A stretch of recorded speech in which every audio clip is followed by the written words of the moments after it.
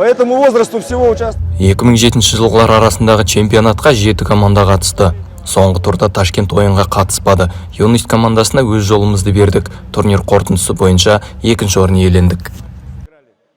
Қазақстан чемпионаты бітті.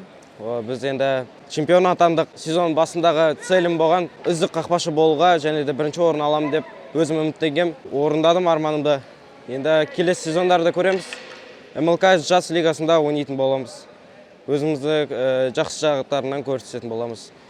Өскеменге айтарым болса, Өскемен өте жайлы қала. В этом турнире все, что могли, мы выиграли, но с юностью в игре не получилось у нас.